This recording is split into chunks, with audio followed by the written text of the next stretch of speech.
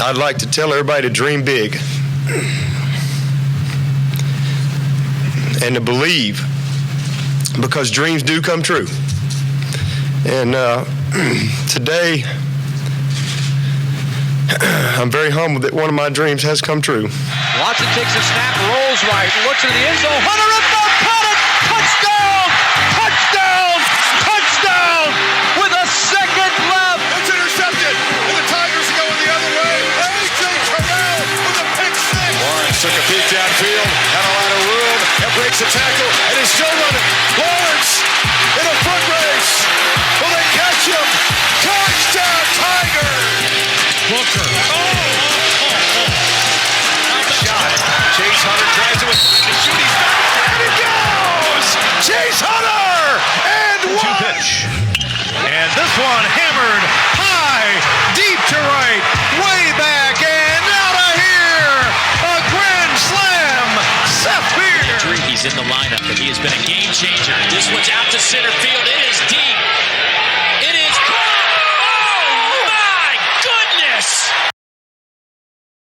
Welcome back to the Walk On Podcast, where we talk all things Clemson sports while also examining the landscapes of college and sometimes professional sports. And today, it's not just me this week. Y'all don't have to just listen to me. We're joined by former All-State quarterback from Blacksburg High School, current Citadel student, my brother, Zach Painter. Zach, how's it feel to be on the pod today, baby? It feels good. You know, I've been excited. Been keeping up every week, so pretty pumped to be here. Yeah, JT will be joining us probably, I don't know, when we go back to school in January. But right now we're just trying to find some guest hosts alongside myself, so y'all don't just have to listen to me. But starting the day off, Zach, Clemson Basketball kind of had a rough one last week at a game I was at, losing in overtime to Memphis. And that would be a quad 1 or quad 2 loss, excuse me. And then also lost a heartbreaker last night that it was like a 3-hour game that finished also in overtime on the road in South Carolina. I mean, we just can't beat South Carolina this year, Zach. I mean, I think we're 0-4 and with one tie right now in all the sports. 0-4 with one tie. I mean, we've still got baseball to hang on to, I guess. Yeah, you're going to need Eric Bakich and Aid Knapp to come in and save us. Yeah, that's it. But just some thoughts from the Memphis game. You know, I was prepared to come on here and praise Victor Locken, but I don't know if I can do that anymore. During the Memphis game, he had his second highest point performance of all time in his career. He had 23 points and 11 boards, which is the most he's had as a Clemson Tiger so far. However, I mean, he couldn't follow up good performance with good performance. And Locken fouled out last night with only 4 points and 6 rebounds, really putting Clemson in a struggle in a bind last night. You know, they were struggling with the foul counts and depth. But Locken did not help that out any. And he really wasn't a match for South Carolina's speed that they had down low. Nick Pringle really did work on him, and so did CMB, Colin Murray-Bulls. But I wish, I mean, I wrote last week on the walk-on how Clemson finally had a new big guy in town after struggling to replace P.J. Hall so far up to this point this season. But Locken just fell in the high hopes that we had for him so far. But looking to bounce back, he's got Wake Forest coming up. Maybe he would be better for that. But continuing talking about this Memphis game and even the South Carolina game, I wrote for Memphis game that it's just too early for basketball because it was an 11 a.m. tip-off, which is absurd for college basketball. I mean, I've never seen something like that before. But Memphis was ready to go. Coach Penny Hardaway had them rolling on both halves, starting out 10-0 and 8-0, combining for 18 points they had on Clemson to start both halves. And South Carolina kind of had the same thing last night. Clemson was down 24-10 early, and then came out sluggish in the second half again. I've really wanted to like Brad Brownell this season, Zach, and I was starting to. But even after the Boise loss, I was starting to like him. However, slow starts and whatever we're doing right now, I think it all falls back on coaching. I think coaches should have their teams prepared. I don't know, Zach, in your experience, you probably agree with this. Yeah, I mean, big time. I think that, inability to close out games is an issue. I know we'll get to the football talk on that, but basketball too. I mean, the past 2 games you've had, I know we were up 5 against Memphis. 5 with a minute and a half to go. 5 with a minute and a half to go. I mean, that's, you're one more big shot away from putting that game away. And so, yeah, I mean, I think it's inability to play in big moments right now. Also, I mean, looking at the assist numbers for both games, the Hunter brothers led. Yep. But it's 5 and 3 assists, right? It's not a lot of ball movement, and I think a lot of that's late in the game. Yep. And I think that's a big issue. Yeah, there's times where his offense and their sets look great, and there's also times where we kind of look like we don't know what we're doing. And speaking of Dylan Hunter, I was fully prepared to get on here and praise him as well. He's been a great addition so far. He's improved in his career. I mean, it's clear the confidence that the junior is oozing right now. But he kind of, hit Clemson took Clemson's knees out in the game last night as he was ejected after a little nudge that he got. His head caught a South Carolina player's chin right during an inbound pass, and the South Carolina player with a horrible flop. But they decided that it was a flagrant 2, and Dylan Hunter was ejected from the game after coming in and providing a spark from Clemson in the first half. And it just really hurt Clemson. I mean, Dylan Hunter was phenomenal off the bench against Memphis, giving them 31 minutes and I believe double-digit points. And like Zach just said, 5 assists and maybe 3 rebounds or 3 steals with that as well. It had a big steal against South Carolina to get the momentum going after being down by 14. And just a boneheaded play from Dylan to again ruin that depth that we had going in that game. Jake Highbreeder was another one that we saw step up last night. He had his career high as a Clemson Tiger with 10. It was really interesting for me to see Jake step up and play that well because normally Highbreeder is a better player against slower paced teams. I'm not mean to sound racist when I say that, but Highbreeder as a white guy, it's hard for him to keep up on defense and offensively when the pressure's on him. But he was phenomenal. He was also phenomenal off the bench. Threw up a great lob against Chauncey. He even had 3 steals, which is just absurd to me. But maybe he's finally fitting in that role with Clemson. He's slowly, since the Miami game, his minutes have increased. But I mean, Clemson doesn't have much to do. I mean, they gotta look forward at this point. You can't look back. And the thing that sucks this year, Zach, is the ACC basketball as a whole is not good this year. And I'm normally the one to defend ACC basketball because it gets a lot of dirt that it doesn't deserve. However, this year it truly is as bad as people say. So Clemson have no wiggle room at this point after losing these past 2 big time games that could really be big resume boosters. However, on the resume, they're not seen as close losses. They're just seen as losses. So, but moving forward, ACC schedule starting back up. Clemson's currently 1-0. They're going to host Wake Forest at home on December 21st, right before Clemson plays in their first CFP playoff game in football. But talking about this Wake team, they don't really – I was very high on them coming into the season. I thought they were going to finish better than Clemson was going to coming into the season. I've quickly changed that mindset. But they have a returning star in Hunter Salas who averaged 18 last year after coming from Gonzaga. He decided not to go to the NBA draft and return back to the Demon Deacons. However, they've had struggles shooting the basketball. Even Zach walked into this room before we started this podcast and was like, yeah, Wake Forest, they can't put the ball in the basket. So maybe once they get to putting the ball in the basket, they can start scoring. However, I don't think anybody on their team that consistently shoots threes has a better percentage than 38%. So they're not dangerous, really. It feels like from the floor anywhere.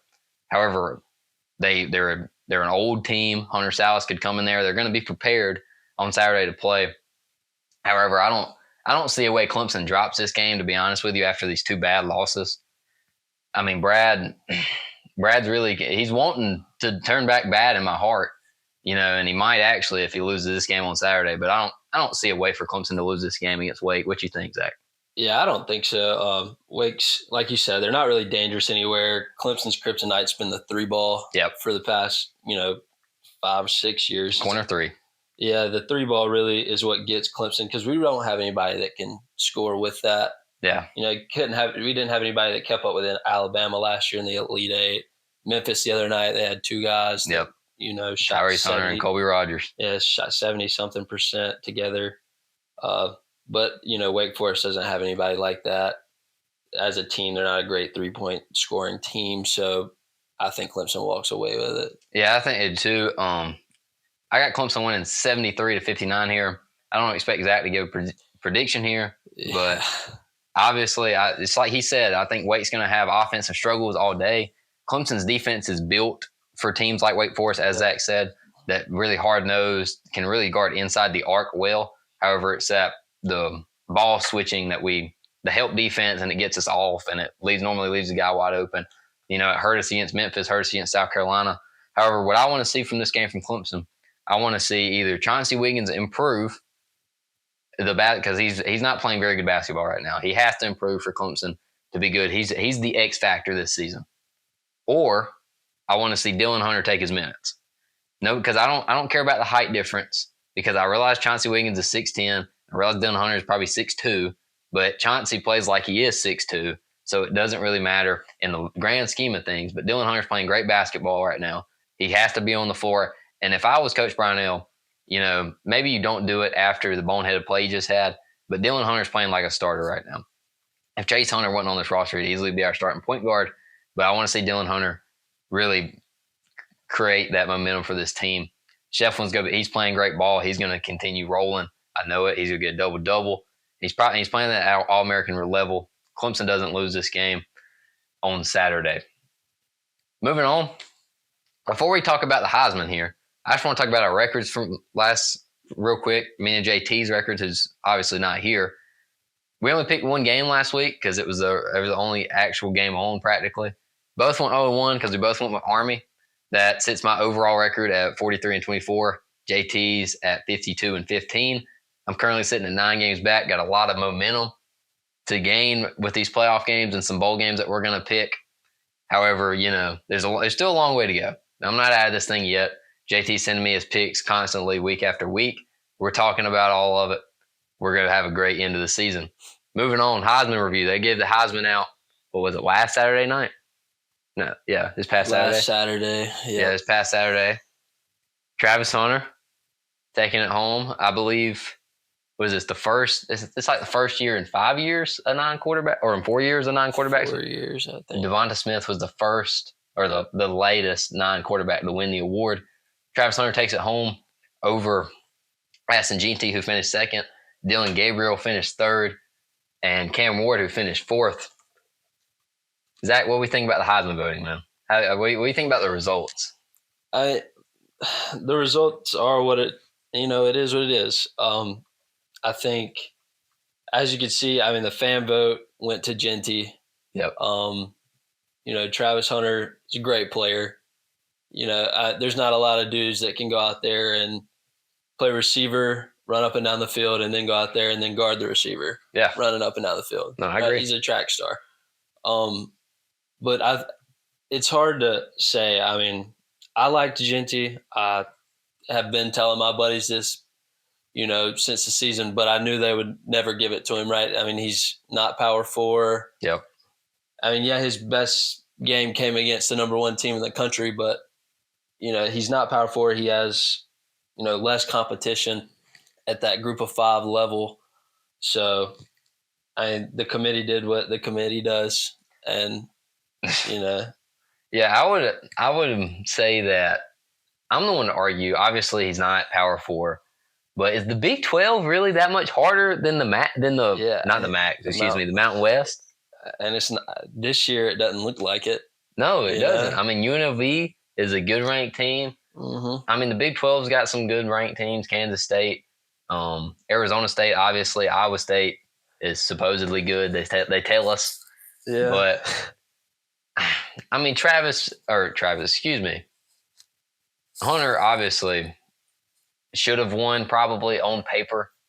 We haven't seen somebody play both sides of the ball to this level ever. When Charles Woodson won it, I believe when he was playing both sides of the ball, he had that one punt return touchdown. He was a great cornerback, and he had like maybe 12 catches. Yeah, not to the level of Hunter. Yeah, he didn't have 100 catches for 1,000 yards. Didn't play cornerback. I mean, he was probably a better cornerback than Hunter, but Hunter still produced well while playing the cornerback position. But my argument is that competition level they talk about. Jeanty, I think his competition was probably about the same than Travis Hunter. And the Heisman normally should go to the best player in football. It's, however, transitioned to an award that goes to the player with the best stats in football. And my argument is if you take Ashton Jeanty off of Boise State, they're obviously not going to be the 3 seed. They're probably not even going to be in the playoffs in general. If you take Travis Hunter off of Colorado, they have plenty of talented receivers. They probably still finish 8-4, 7-5. Doesn't make that big of a difference in the grand scheme of things. But as I hit on, they announced the top 10 Heisman guys before they announced the top 4 the Friday night previous to the Heisman ceremony. And I even mentioned to Zach when I saw this at our house that this is the worst thing I've ever seen in my entire life. Yeah, it's bad. You know, 5th and 6th, in my opinion, are okay. 5th was Cam Scatterbo from Arizona State, the running back. Yeah. And 6th was Army's quarterback Bryson Daly. Even though he had a horrible performance against Navy across the season, 29 rushing touchdowns, undeniable. 7th, however, was Penn State's tight end Tyler Warren, who didn't even have the best tight end stats in the country.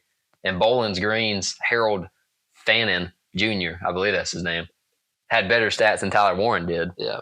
And just because Tyler Warren lined up at center and caught a touchdown pass in the same play, that's probably why he's sitting at 7. Colorado's quarterback Shadur Sanders, obviously 8. That's respectable in the top 10. However, then you have Indiana's quarterback Curtis Rourke. I don't really understand the thing there. They talk about competition, but then Curtis Rourke in his only game of the year was abysmal against Ohio State and did nothing against terrible Big Ten bottom feeders. And the 10th, Kyle McCord, I'm okay with. But 2 of these guys should absolutely not be on here. Shadur Sanders, in my opinion, probably shouldn't be ranked at 8th. And this list is missing a Clemson quarterback in Cade Klubnik, who's having one of the best quarterback seasons and has been the most improved player in college football across the board. I believe his QBR is rated 15th right now. He's thrown the 3rd most passing touchdowns, also running in 7 rushing touchdowns on the ground and 500 yards, 3,300 passing yards, compared to last season where he throws only 19 passing touchdowns, rushes for like 150, QBR rated 67th or 68th. I mean, pitiful stats last season, but his improvement has been massive.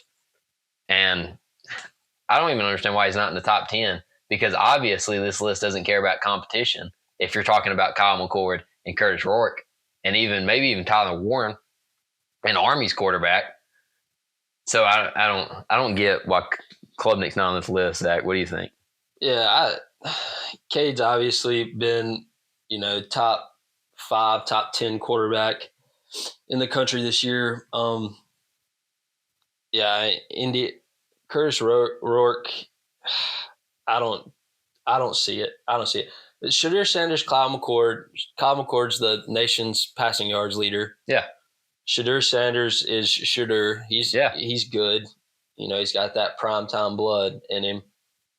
But, yeah, I mean, Warren and Rourke, even Bryson Daly, I don't think any of them have had a better season than Cade. No, I'm in complete agreement with you. Yeah, I mean, you take Cade off of Clemson. How many games does Clemson win this year, right? Exactly. So, yeah, I mean, Cade's definitely missing out there. Yeah, just pitiful voting from the Heisman committee, and I wish that this changes in the future. Like I said, I don't have that big of a problem with Travis Hunter winning over Ashton Jeanty, but these top 10 guys is abysmal and might be the worst thing I've ever seen this season. But moving on, before we start talking about games, we got an all-state quarterback in our presence. So I want to do a fun little segment while football season is still going on. Obviously, the transfer portal has opened up and the floodgates have opened this season. So I wanted to get, not fellow because I wasn't all-state quarterback's opinion on his favorite transfer quarterbacks this year. And there was a transfer that entered the other day, and I hope he's on your list. So, about yesterday. So, So I just want to get a little gist in your transfer quarterbacks. I picked 2. Okay. So obviously, I think the best transfer quarterback on the list, he's already picked his place. Yep. It's Darian Mensah. Yep, from Tulane. I think he's obviously the best quarterback to choose from. Yeah, he's got 3 years of eligibility left. Yep, he's, redshirt freshman, I think. Yep. He threw 65.9% completions, 2,700 yards, 22 touchdowns, 6 interceptions. Had a couple big rushes, later in the year. I love my dual threat quarterbacks. Yep. I used to like to run. I like to see a quarterback that can run. Really just opens up the offense. It does. It's tough when you have somebody that's back there that can do both. Yep. And then my second pick, I know I mentioned his name to you the other night, Michael Van Buren from Mississippi State. I didn't realize he had already chose his place. He has. He's going to LSU. It's a big get for the Tigers. I think it's huge, especially with Nussmeier. I'm not a fan of him. I think Michael Van Buren brings, that rushing ability to the table that Nussmeier doesn't really have. Van Buren threw for almost 1,900 yards, 11 touchdowns on an abysmal bad Mississippi State team. In the SEC. Yep, they were 2-10 this season. He didn't take over until week 5. And, I fell in love with him when they played Georgia. Yeah. He gave Georgia a run for their money. Yeah, it was close at halftime. It was. They kept it within 14, most of the game. Yeah, it did. But he really impressed me that day, and I think he'll do well at LSU if he can win that starting job. Yeah, I don't think he's going to win that starting job, which I don't think he will either. Nussmeier has announced that he is coming back to LSU for another season. However, Van Buren he was a true freshman this past year, putting up those great stats. Yep. On a bad Mississippi State team, as we said, could be the future of LSU, especially with the decommitment of number 1 overall player in the country, Bryce Underwood. Yep. So I think Brian Kelly cooked with that one for sure. But I want to give mine. I didn't play quarterback in high school. I mean, I didn't, but I still think my opinion on quarterbacks is pretty high. This guy was the guy I was hoping Zach would say. I think this is the most impactful transfer in the portal. Will make an immediate impact on the team he goes to. Washington State quarterback John Mateer. He just entered the other day. His OC is going to Oklahoma, so that is the most likely landing spot for him right now. However, Miami is hitting the line, and we could have 2 straight seasons in which a former Washington State quarterback transfers to Miami. And Cam Ward, former Washington State guy. But Mateer's only redshirt sophomore this past year. Got 2 years left if he doesn't go to the draft. Big get for Venables if he goes to Oklahoma. Crystal ball, big get at Miami. They're not going to skip a beat. Their offense is going to look like it did this past year. But Mateer, he can run the football. I mean, he's really good on them QB design runs for Washington State. And I want to give another guy. And what's crazy is I have to scroll down this list to find this guy. But I'm looking at Penn State's Bo Pribula, who's one of the lowest rated transfer quarterbacks in the country right now, which is absurd to me. Pribula, he hasn't really showcased a throwing ability yet, but he hasn't been given the opportunity to yet either. Penn State has used him in running back sets all season throughout the year, and he has recently announced that he is going into the portal, as Drew Adler is most likely coming back to Penn State to play his, I believe, senior year of football. But Pribula, he's got 2 more years left. He just got in there. He was planning on playing with Penn State throughout the playoffs. However, he said that being in the portal, just being in the portal now is too much contact stuff, too many visits to take for him to be able to contribute to the Nittany Lions without being a distraction, which I like that as well. I like that he's thinking about his past team. But this guy's going to be a big get for any team that he gets. He's got a proven rushing ability, and I can't wait to see what he does in the future. But moving on, got some bowl games to talk about, and I'm not going to talk about all of them because half of them suck. So this week, I believe both these games are played on Friday. Starting it out, we got, I believe this game is going to be a good bowl game. You got the MAC champ in Ohio versus the CUSA champ in Jacksonville State. I believe this is their third year in the FBS. Pretty impressive already. This is the Staff DNA Cure Bowl, played on Friday, right, at 12 o'clock. And what I'm looking at here, I mean, we're Gaffney residents. You got a former Furman quarterback in this game, Tyler Huff. He does it all, man. He runs all across the field. And when you're looking across the sideline to Ohio, they got the same type of quarterback in Patrick Navarro. So it's going to be interesting to see. This is going to be a dynamic game to watch, a fun one to really open up the bowl week or the bowl weekend, I would think. Navarro's got almost 1,000 rushing yards on the year, 15 rushing touchdowns while also throwing 12. However, he does have a little bit of a turnover problem while throwing the football. But he dominated in the MAC championship game, which should have been played on a Wednesday night. But we'll see how he can handle this Jacksonville State defense. And they've been pretty good throughout the year, finishing 9-4. After 3 straight losses to start the year, they rattled off 8 wins and then lost to Western Kentucky and then quickly rebounded on that loss, beating Western Kentucky 52-12 in a legit 7 days after they had already lost to them. But Tyler Huff, he's got 1,300 rushing yards on the year, 14 rushing touchdowns, and he's matched with a dynamic running back by his side who's rushed for 1,600 yards and 23 touchdowns in Trey Stewart. And Huff doesn't have a turnover problem like Navarro has on the other side of the ball, only throwing 6 interceptions this year. I think this is just such a fun matchup, Zach. What do you think? Yeah, I mean, you got two teams. They're both pretty hot right now. Yeah. I know Ohio's won in its last 6 games. Yep. Coming off a big win in the MAC championship against Miami of Ohio. Yeah, we all love the MAC. Yeah, I mean, you can't beat it. MAC. I'm gonna think that I'm gonna roll with Ohio. You know, I just keep looking at the Coastal Carolina Jacksonville State game. I mean, Coastal beat them by 28 points. It was early in the year, though. It's early, but I don't know. I think Ohio's rolling a little too hot right now. And I think they handled Jackson State pretty firmly this bowl game. All right, well, JT is actually agreeing with Zach on this one. JT is also going with Ohio here. However, I'm turning the page here. I'm going with Jacksonville State. Jacksonville State, they've looked good all year. Like I just said, they don't have a turnover problem. Look for Patrick Navarro to maybe throw an interception in this game, maybe throw 2 interceptions in this game, set Jacksonville State up to win this ball game. Tyler Huff is going to get a rushing touchdown, no doubt, in my mind. Moving on, 3:30, same day, Gasparilla Bowl. Tulane is playing Florida. And honestly, this game's not as fun as the other game. Tulane's kind of been gutted by the portal. Zach mentioned their quarterback. He's no longer with them. John Summerall, Tulane's head coach, maybe was looking for another job opportunity. However, he has said that he's sticking with Tulane because of the lack of, better job opportunities out there. I honestly like that call.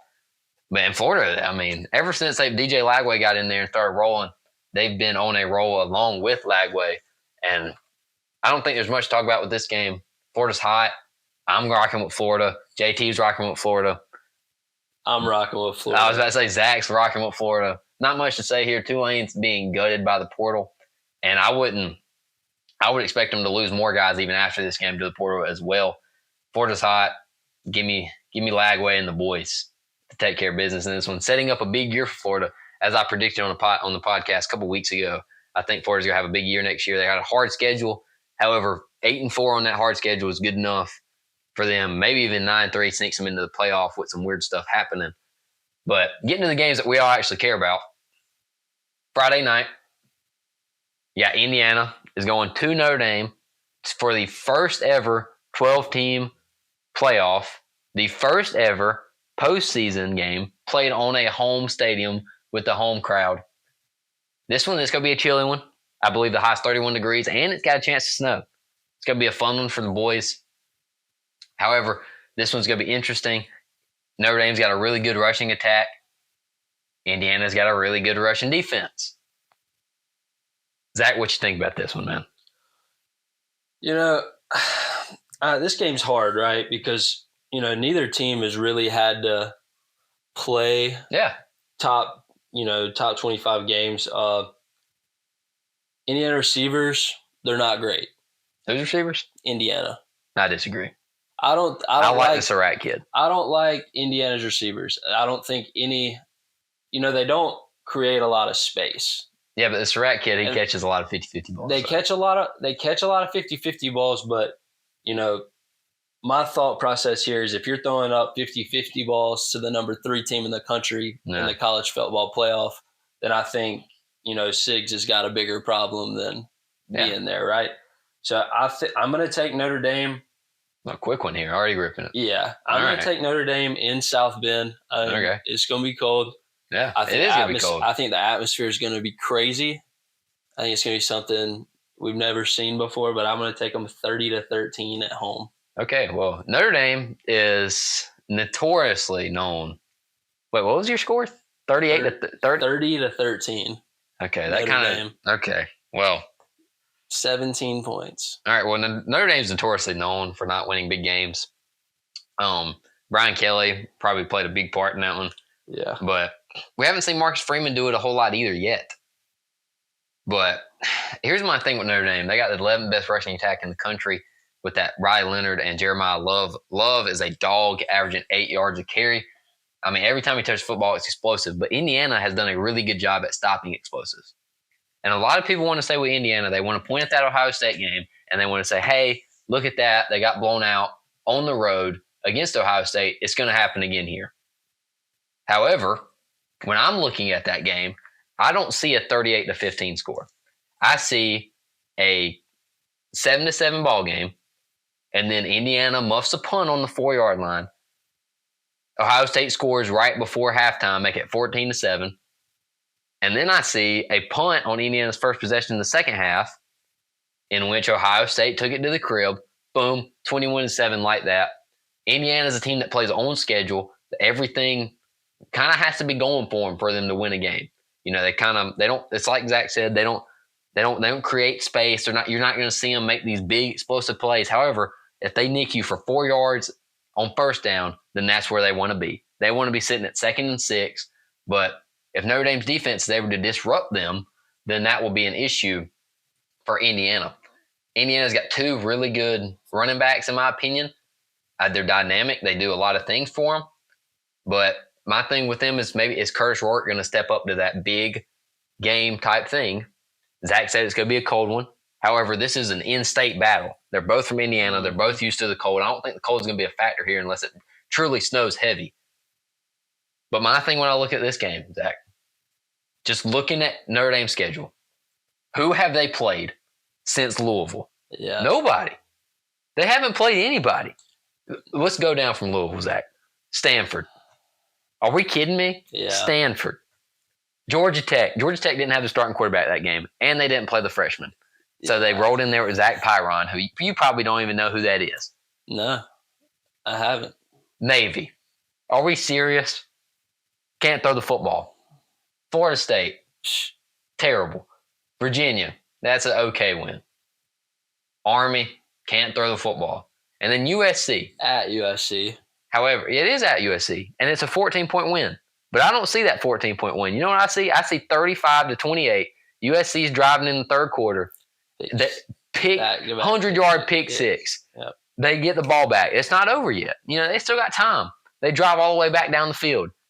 98-yard pick six. Yep. Notre Dame's up like that. They don't score again. That's what I see when I look at that game. And that's why I'm rocking with the Sigs in this one. We're lighting Sigs on touchdown Jesus this week. Notre Dame's defense is not that good. I'm telling people, it's not that good. It was good. And then the injuries torment them. They lost cornerback Benjamin Morrison, who's still going to be a first-round pick, despite tearing his ACL, most likely. Indiana's going in there and winning. I think it's going to happen. 100%. Zach's rocking with Notre Dame in this one. I don't have a score prediction. I only do score predictions for Clemson games. Zach's switching it up for us. I like it. JT's also rocking with Notre Dame. Bad picks by these guys. But moving on. SMU's going to Penn State. 11 versus 6. SMU's entering an environment in which most people don't think they can handle. They don't think they can handle the cold. They don't think they can handle the fans. But James Franklin, also notoriously known for not winning big games. This is what this 12-team playoff is showing us. They're showing us these coaches that haven't got the opportunity to play these games. James Franklin played a good one, in my opinion, against Oregon. But my thing with Penn State is we haven't seen them play complementary football. Their defense is good, then their offense sucks. Their offense scores 37. Their defense can't stop a nosebleed. Zach, what you think about this game? This one's tough. James Franklin is just – he's hard to pick for. Yeah, he is hard to pick for. And then you turn around and you look at SMU and they're also hard to pick for. They're also hard to pick for.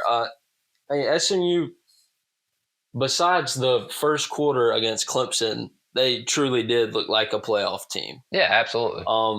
I think that if SMU is able to put together an entire game and not, have that bad first quarter, when they walk into Penn State and Mo Bamba's playing, Yeah, and they look like Shea Patterson back there. Yeah. I think that SMU wouldn't struggle if that were the case. If they were able to play 4 full quarters of football. Yeah. That's a big ask. Yeah, you really haven't seen them do it against a good team yet this year. Yeah. And then Penn State, on the other hand, they played good against Oregon, the offense. Yeah. But, with Dylan Gabriel, lighting them up. And what do you think a dual threat guy from SMU is going to do with a really good transfer running back right beside him? Really dynamic. I think he's one of the most underrated running backs in the country. I think so because, he can run the football. He can catch it too. So I'm taking SMU really to go into Penn State. Okay. 35-31. They just lost a close one in the ACC championship. I think they figure it out. A little better time management maybe. And, 35-31 SMU over Penn. Okay. I was finna write Penn State beside Zach's name because I figured that's where he was going. I was wrong. This game kind of sets up like the Notre Dame Indiana game. Penn State loves to rush football. They're one of the best teams in the country at doing that with 2 monster running backs in Katron Allen and Nicholas Singleton. And Drew Aller, he's kind of adapted that into his game as he's winning. He's a big-time quarterback, big boy. But SMU, they can stop that run game. And a lot of people look at SMU and they think group of 5 team. That's not the case. Rhett Lashley has built this team off of transfers. A lot of his team are Miami transfers at running back. Some as defensive players, you got a lot of defensive players from Miami.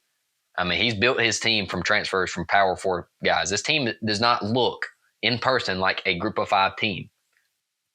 I think SMU, like Zach said, I think they have a more dynamic backfield overall. Kevin Jennings is good. Rashard Smith, like I said, one of the most underrated running backs in the country.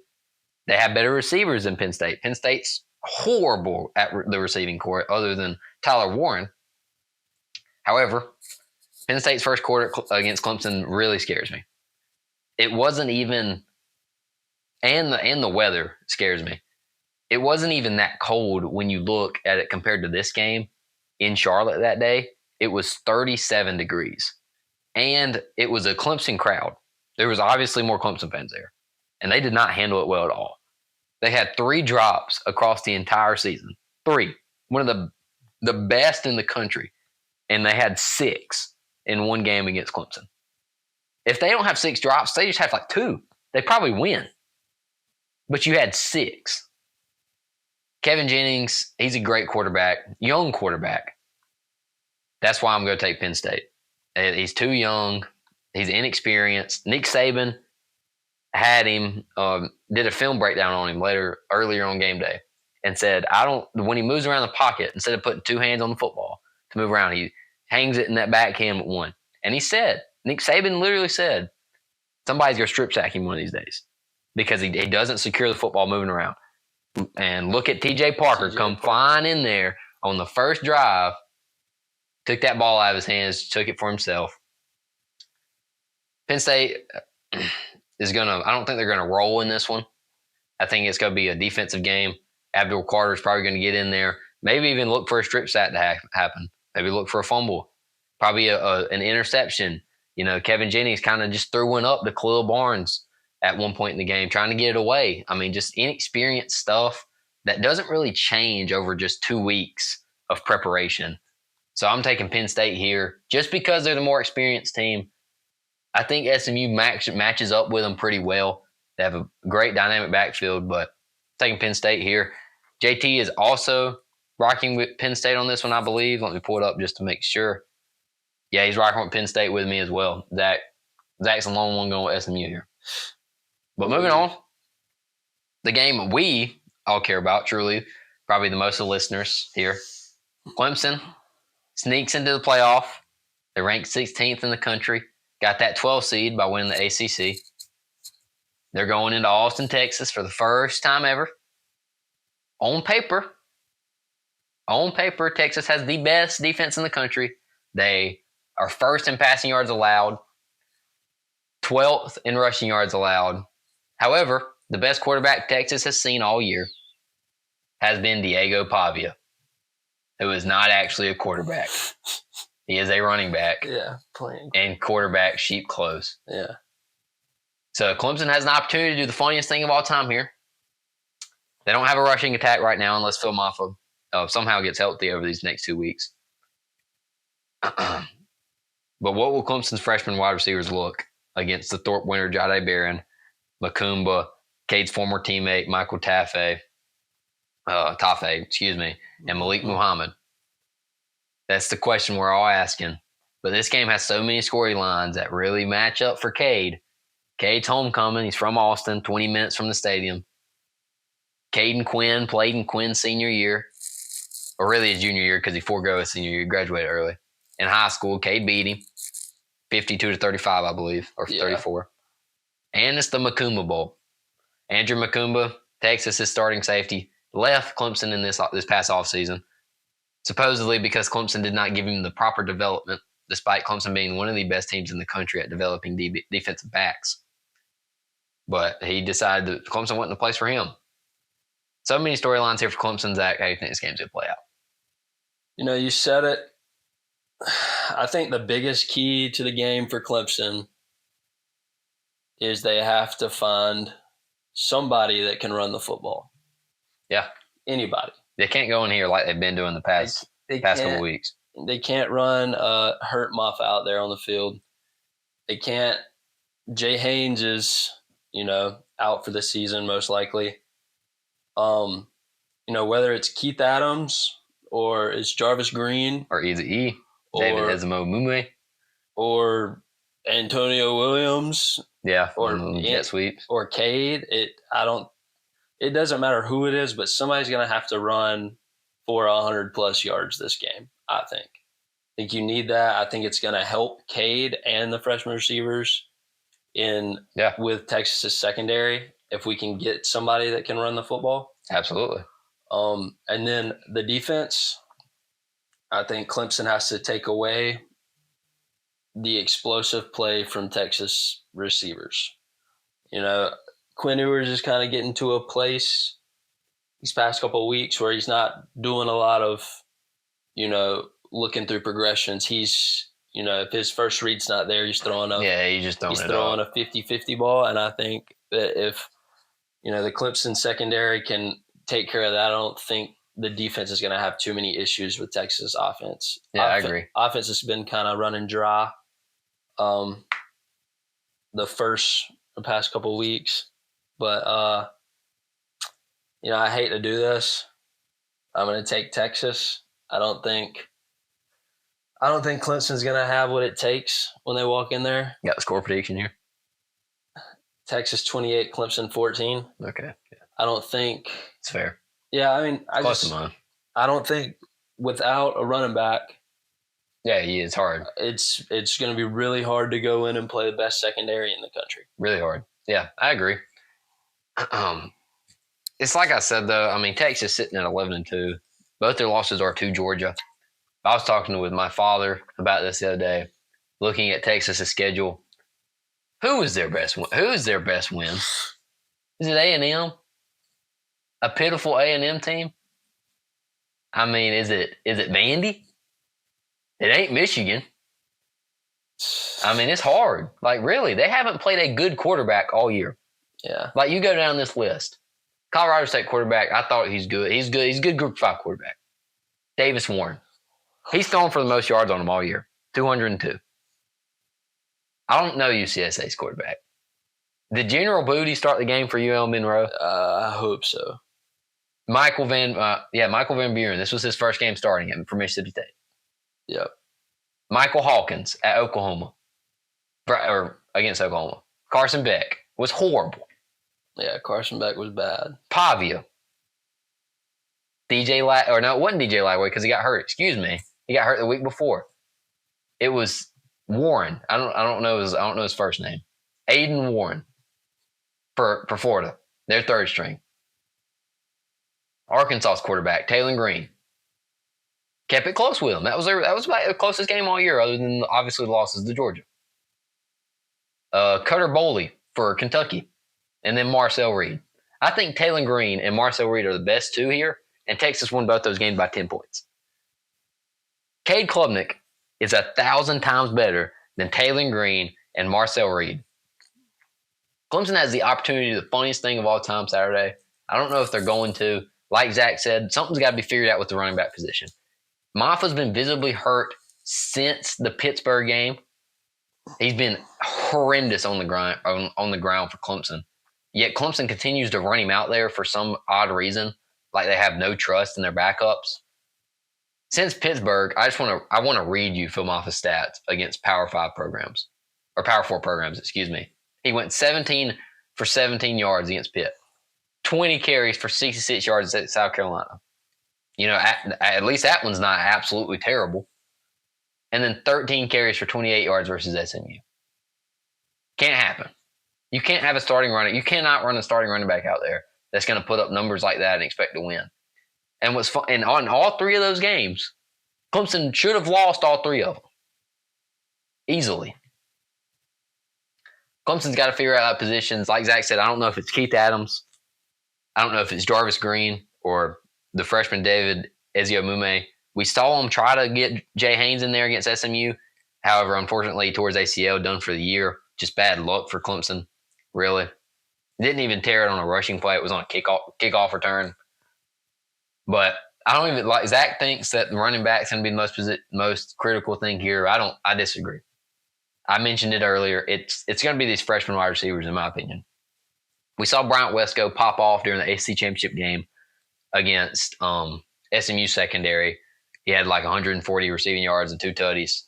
However, TJ Moore got open, but he struggled with multiple drops throughout the game.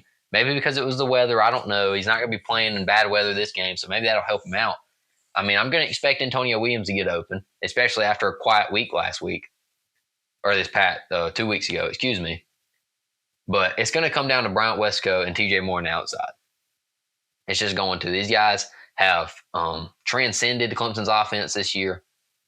And then in this game and their playoff hopes are going to come down to them two, without a doubt in my mind. And I think, I was talking about this the other day, I think it benefits Clemson to go an actual four wide in this game, maybe even a 5 wide, depending on how concerned they are with Texas's pass rushers. With if they go 5 wide, Jake Brinscool and Tyler Brown on the field. 4 wide, I don't think Jake Brinscool needs to be on the field again with how fast this defense is. We saw South Carolina bottle up Brinscool, and it's not going to be any different with against Texas, a defense that's even better. So I want to see some Tyler Brown on the field, get valuable reps. But it's going to come down to Cade and his decision-making. But we also saw his decision. A lot of people criticize his decision-making against the Georgia Bulldogs in week 1. However, he made the best decisions that were given to him. So it's really easy to see a pathway where Clemson plays a game like they did against Georgia, where Cade makes the right decision 80% of the time. Yet it's not necessarily still a good decision because there's no other better decisions. So that's my concern with this game, with the offense on Clemson. Like Zach said, I'm not too much concerned about the defense. They really struggle against running quarterbacks. I don't know how much Texas plans to run any Arch Manning sets. I don't really expect it. You saw it a couple times against Georgia, and they just started doing it during rivalry week against Texas A&M, and he had like 3 carries. So they might get funky. You might see a pass from Arch Manning, but I think they're going to put that in the back pocket. I don't think they're really too worried about Clemson. So I don't plan to see too many Arch Manning sets unless Quinn's just playing absolutely horrible. But Quinn, he can't move. He does not run the football. He's nursing an ankle right now too. Yeah, he is. He's nursing an ankle injury. He's going to sit in that pocket. Yep. And it's just going to be how much pressure Clemson can put on him. TJ Parker's been carrying the load off the defensive line with 11 sacks. And behind him, Clemson doesn't have really too many other guys on the defensive line getting sacks. I think Peter Woods might be second and he's only got 2 or 3. So the pressures really come from Parker and a couple of the Clemson linebackers. So that's not what you want to see for this game. You want to see Clemson be able to drop 7 guys back into coverage and rush 4 and create pressure with 4 to guard those fast, dynamic players that Texas has on offense. But I'm not really too concerned. Clemson's defense did a good job with Georgia in the first half of that game. If the offense maybe would have provided some sparks, maybe that game looks differently. But Clemson's real concerns are with dynamic quarterbacks that can move and make off-platform throws. Quinn cannot do that. He is not an off-platform thrower. But his receivers are good, and they're going to get open. Isaiah Bond came in from Alabama. He has not had the year he is expected in a Longhorn uniform, only being their second best wide receiver behind Matthew Golden. I believe that's his name. Yeah, Matthew Golden, the former Houston Cougar. But he has led them in receptions and not receptions, but yards. Their leading receptioner is their tight end Gunnar Helm, so expect him a lot. Clemson is notoriously known for struggling with guarding tight ends in these big-time games. I think back to O.J. Howard in both games against Alabama. I think there was another one, too. I can't remember. Notre Dame kind of torched us with tight ends over the years that we've played them. Maybe not end up in losses, but still torched us. But this Texas receiving core, they're dynamic. A lot of them are portal guys, like Isaiah Bond and Matthew Golden. However, they have a freshman, also a former five-star Ryan Wingo, Clemson target, chose to go to the Longhorns. He's been good this year, coming off the bench for him. But Clemson has to stop the run game in this game. I think the Texans passing game, they're going to get what they get. Quinn's going to get 225 yards at least, guaranteed. But Texas, they've had 2 guys, 2 running backs that were out for the season before the season even started.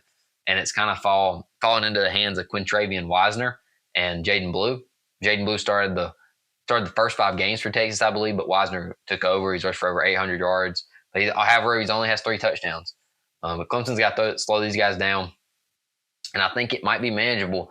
They're going to be playing an offensive line who has struggled with injuries. I guess not unfortunately, because you don't want to see a guy hurt. But their left tackle, Kevin Bates Jr., who missed the SEC championship game, is planning to play in this game. He is also nursing an ankle injury. He is a certified, probably top 10 pick. He is the best tackle in the country. And they have another tackle on the other side of him that plays the right tackle position in Cameron Williams, who has the skill set to be a all-pro offensive lineman. However, his development hasn't really been seen yet. And this unit has given up 2.2 sacks a game. Clemson's got to take advantage of that throughout this contest to throw them off, disrupt their momentum. But this O-line has all the potential to be the best in the country. They haven't showed it yet outside of Banks, but they got the potential, and we'll see how Clemson matches up with them. But the defense, Clemson's offense versus Texas defense is going to be what to watch here. What to look for on Texas defense. I hit on all their defensive backs a minute ago, but it's really their linebackers, in my opinion, that carry this defense. Texas's defensive line is not very disruptive in the passing attack, only getting 4 sacks out of their 38 on the season. Their linebackers are the ones that really come off the edge in blitz packages. True freshman Colin Simmons leads them in sacks with 8 linebacker. And right behind him is sophomore linebacker Anthony Hill Jr. I believe Clemson tried to go after him in the portal. He was in the recruiting phase. He's the former top linebacker in the country. He leads them in tackles by 30. He's going to be all across the field. And Cade's going to want to slide when he gets next to him. I mean, this guy's a hitter, and they all hit. Their linebackers are great. I think that's what to watch here in this game. And coming down to the predictions, really, it's hard for me. Really look at this game, and and pick Clemson, and that's why I'm not going to. I'm going Texas 27-17. But like I hit on Clemson to win this game, there is a route for Clemson to win this game. This is not impossible, in my opinion. It's not. Cade's got to get going. Like Zach said, I think Cade's going to need 50 rushing yards no matter what happens. Yeah. He's got to make off-platform throws. They're going to get to him. Those linebackers are good. But he's got to be able to make the big play here. They've told him all year, Cade, don't play hero ball. Don't play hero ball. You're going to need Cade to play some hero ball in this game, in my opinion. Another key, Clemson's they got to disrupt Ewers. As I said, he doesn't make these all-platform throws. So if you disrupt him and make him throw off his back foot, could lead to an interception. Clemson's great at forcing turnovers. I believe they've forced multiple turnovers in the past 5 games they've played. So they're good at it. You don't need to see it slow down here. And any running back production would send Clemson with a better chance of victory if any of those guys that I've mentioned, even Phil Maffa, produces, even with that hurt shoulder. I mentioned that TJ Moore and Bryant Westco are going to be big in this one, however they perform. But I'm going with Texas 27-17. Clemson barely covers at a spread that's sitting at 11.5 right now. Might be even sitting at 11. But unfortunate that I'm picking against Clemson. But JT is not going to be a Debbie Downer like me and Zach are. You know, that's kind of just a trait in the Painter family. But JT is going Clemson 35-30. I think he's kind of crazy a little bit with that prediction. I don't think that many points are going to be scored in this game on either side. But moving on, we'll see how that one goes. Hopefully Clemson can get it done. Provide me with some hope on Saturday for the future. But moving on, last college football playoff game of the weekend. Tennessee going on the road to Ohio State. Tennessee fans are kind of upset about this one. They thought that they were going to get a home playoff game. They thought they deserved it. I disagree. I thought Ohio State's resume looked better than Tennessee's did. But Tennessee fans have not been what's the word I'm looking for? I don't know. They haven't really felt bad about it. They're buying all these tickets. They stole an Ohio State ticket code for alumni and donors to buy tickets to this game. They're buying all of them up. Expect a big Tennessee section, big orange, big balls. Tennessee fans are crazy. I listened to a lot of podcasts, and somebody compared it to Tennessee's Jello shots at the College World Series, because every time they're there, they win by like 10,000 Jello shots that they buy at that bar. I don't know what the bar is called, but this game could quickly turn into a away game for Ohio State at the first sign of struggle. You know, Ohio State fans are not happy right now. They're not happy with Ryan Day. Zach, what do you think happens here if Ohio State loses this game to Ryan Day? What do you think happens to him? You think he's coming back? I don't think there's any way he comes back, right?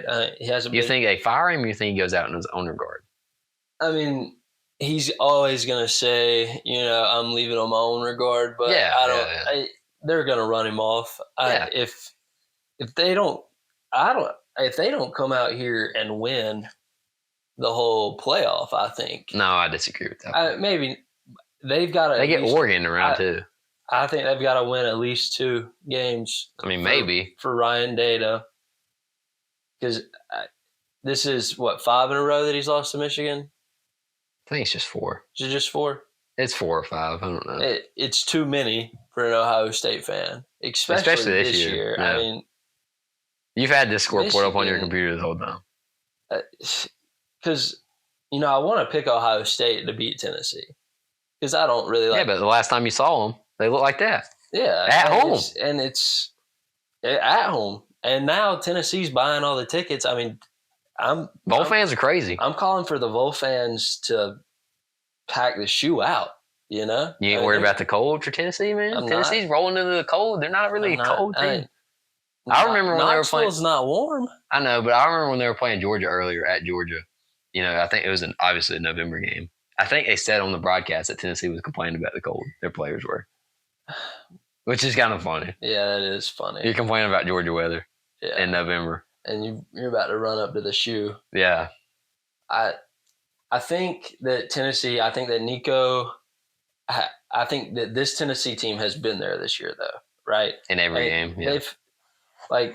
They lost to Arkansas, but it was a close game. It was. In Arkansas, I mean, they have the skill set to compete with Tennessee. They got a fast quarterback that can run around that physical D-line. Yeah, I mean, they lost to Arkansas. They lost to Georgia. Yeah. I mean, and that's it. You know, they beat Bama. That's a big game. And the Georgia game, they lost by 14 points. But, you know, you never know with Georgia. You never know what Georgia team shows up that week, right? They shut down Vandy after Vandy went up 17-0, I believe, or 17-7. Yeah, I mean, looking at everything, I think that if the Vol fans pack out the shoe, I mean, they going to. And Ryan Day's not great in big games. Yep, he's not. I'm going to take Tennessee to go up there and whoop up on them. I like it. I think 38-14. Ooh, Tennessee. okay, that might be a little much here. No, I think that's a fireable offense right there. Well, if the score's that bad, Ryan Day's gone. If you're an Ohio State fan, I think you want that to happen then. They want it to happen right now anyway. Yeah, so I mean, I think this year's. I don't have a lot of confidence in Will Howard. I don't have a lot of confidence in Judkins. And Judkins rushed for less than 100 yards against Michigan. Yeah, I know, but and a lot of that's on Ohio State. The offensive line isn't great. No, the offensive line's bad for Ohio State. They've had some injuries that's really set them back. But for Judkins to be so, preseason All-American best. And Trayvon Henderson, he's also great. You're not seeing any of the production here. You're not seeing any of the development. Nothing's showing for Ohio State. I think that Tennessee walks out handedly at the shoe. Yeah, when I'm thinking with the Ryan Day fire. Okay, well, when I look at this game, it's kind of funny for me to say this because just thinking back 2 years, if you look at the line of scrimmage, and the line of scrimmage determines a lot of football games, especially in cold weather. You look at the line of scrimmage, Tennessee has a better line of scrimmage offensively and defensively than Ohio State has. That's kind of funny for me to point out because Tennessee's notoriously known for having like a bad defense or a bad O-line. But Tennessee, they got bigger bodies than Ohio State does. Their running back and Dylan Sampson's one of the best in the country, easily top 3 in my opinion. But I've been rocking with Tennessee all the way here. This is my most confident pick, honestly, in all of these games is Tennessee to roll in here. But looking at this game, it's going to be Nico versus Will Howard, and it's going to be who can make the biggest play. Will Howard was not expecting to come into this Ohio State team and have to make the play. He was at Kansas State. He made some plays. He even brought him a Big 12 championship game, making plays. But you haven't seen him do that this year. A friend of mine has told me all year, they're not going to win with Will Howard. They're not going to win with Will Howard. And he's right. But I don't think Nico can really make the play either. Tennessee should have put Bama away a lot of times in that Bama-Tennessee game. Nico missed on a bunch of deep balls, just overthrew them. Just stuff that can't happen multiple times over. And like I mentioned about the Ohio State O-line, too many injuries limiting these talented running backs. Tennessee does not have those injuries that limited their running back. So I'm going with Tennessee here. I don't know how this game's going to play out. I just think Tennessee's going to win. I think it's going to be low scoring just because of these quarterbacks on both sides of the ball. When looking at that Michigan game for Ohio State needed Will Howard to throw for 300 yards in that game. They didn't want him to. They needed him to for them to win that game. Michigan came in and dominated from the start. They made them play Michigan football, and I think Tennessee is going to make them play Tennessee football, and they're going to win. And I think it's going to be Tennessee's going to score first, and then this crowd's going to quickly turn on Ryan Day and this Ohio State team, and it's going to get ugly. It very well could get ugly. So I'm rocking with Tennessee here. JT, I believe, is disagreeing with both of us. I believe JT's rocking with Ohio State in this one. What is he thinking? I don't know, man. I don't know. JT's got some questionable picks here and there, even though he's beat me in the record. So yeah. I can't really hate on him. But JT's going with Ohio State here. This one's gonna be a fun one to watch at night. We'll see how Tennessee can handle the cold. Sorry, and we'll see if Ohio State can win a big game and Ryan Day can get off the burner. The last thing we're gonna do here, one of my favorite things that we do, parlays for the weekend, baby. Zach, you got your favorite parlay for this week? I Don't do have a not. favorite parlay for this week. I How do about not. that? The host was being a bad host. What do you mean? It wasn't on there? Pick a parlay of the week. Okay, well, I'm going to get my parlay of the week. I don't have a big parlay for the week, but there's not too many games. We only picked 5 games, so I'm only going to pick mine from Robert. We picked 6 games. Excuse me, sorry. I'm only going to. It's not going to be a 6 leg, but I'm going Indiana. I'm going Indiana Notre Dame under 52 first to start off. Like I said, it could be snowy. You don't know what happens in snowy weather. It gets funky. I'm going the under there. I am also picking the under, or it's under 52 for the Indiana Notre Dame. I'm also picking the under for the SMU Penn State game, under 54. I don't think these teams are going to really score. There's really good defenses for all these teams, and it's going to be interesting to watch to see how these offenses interact with them. But moving on, if you haven't caught a trend yet, Nick's going under again for the Clemson Texas game, under 51.5. These defenses on both sides are great, and I don't see a lot of confidence from the offenses, to be honest with you. Like Zach said, Clemson's offense has sputtered these past couple weeks. Texas's offense, I don't really trust them that much with Quinn nursing the ankle.